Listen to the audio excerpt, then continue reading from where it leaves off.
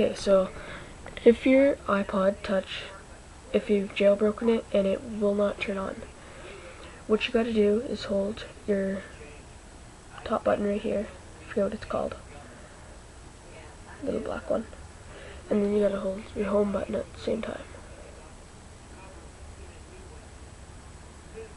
right at the bottom there.